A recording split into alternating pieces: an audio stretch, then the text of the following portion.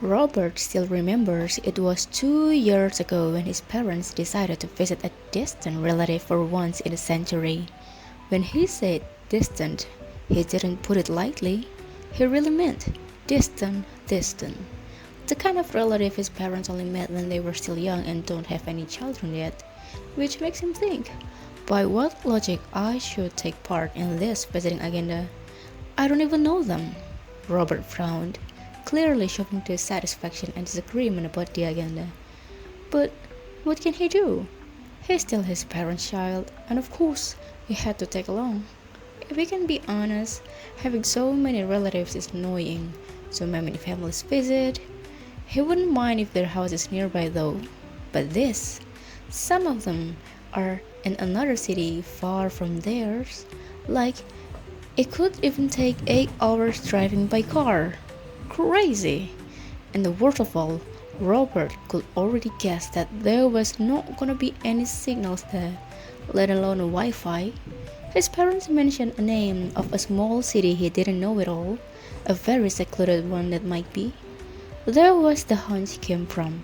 He can imagine a boring day turning his phone on and off to check the time, the smell of nature, and bugs singing at night, which he despises so much by the way. And don't get him started with the bathroom. No flooring, creaking door. Another abomination. The road was pretty quiet, but it's nice. The type of trip Robert really likes, where everyone fell into silence and minding their own business. He remembered something from the trip. An hour after they departed, his parents would stop at a mini market to buy some snacks and groceries for their relatives out of politeness. Robert does like this part of the trip too, because he can get anything he wants, with his parents paid for it. Just don't bring ice cream inside the car. His father didn't want the car interior to get dirtied. His father would buy isotonic drinks and a pack of bread. His mom with tons of mineral water and biscuit. And his brother would snatch lots of chips. And Robert? Easy. Carbonated drink and spicy snacks are his favorite. The second he remembered from the trip is that their family would stop at a random restaurant to fill their stomachs. Robert wasn't actually a big eater, so this is kind of burdening his intestine, for jokes purpose. And it was a hit or miss too, to be frank. If the food is good, then they are lucky. And if it's not, well, just swallow it. That was what his parents say. So usually, for this agenda, Robert might just order a drink, he guessed, or a side dish without rice or stew.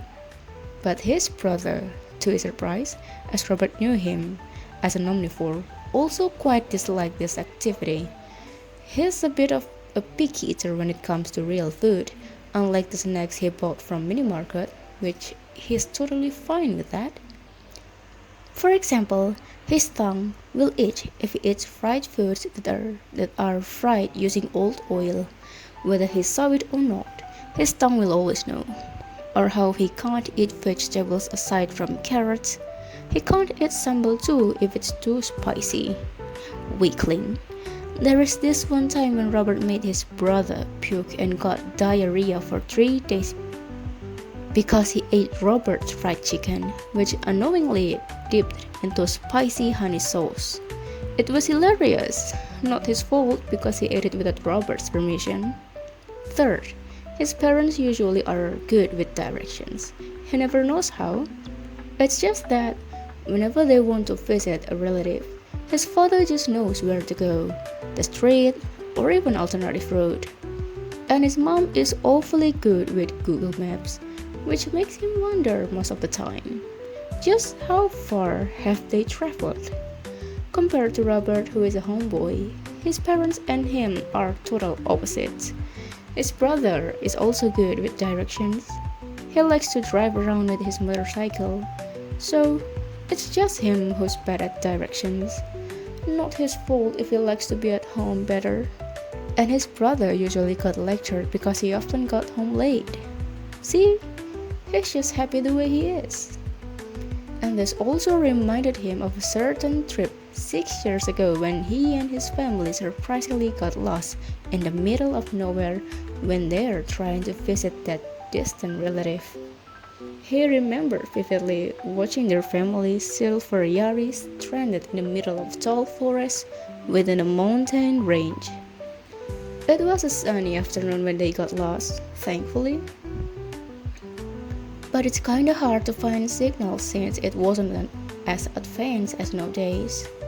Robert's father chose to park his car aside and tried talking to the people around. There was some food stalls standing. It didn't just stop there, though. After Robert's family found the way out of the forest, they drove again smoothly towards their destination. It was fine, honestly. There are houses and small shops everywhere, people and vehicles passing by.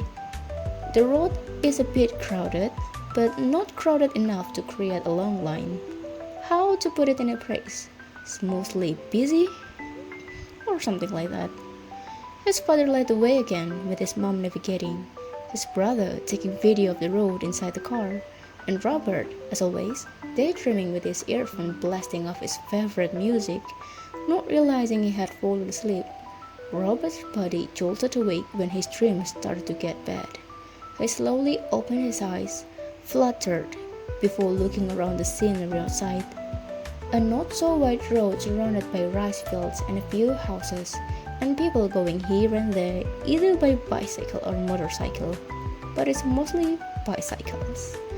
Robert nodded understandingly. Yup, we're definitely almost there, he said while taking off his earphones and putting it back on his back. Robert leaned back to his seat and waited for the car to stop at the destination. But then, it never came. His family car kept going. Sometimes he realized that they were passing the same road several times. Did they get lost again? He thought. Even the Google Maps his mother was handling were showing the wrong way. Small path, muddy. There's no way a car can pass this road. Fortunately, the signal there turned out to be decent, and his mom managed to call the relative to pick them up and lead the way to their house. Robert couldn't just imagine if he and his family were stranded in some unknown place, waiting until tomorrow, staying at a random motel. That would be a total nightmare.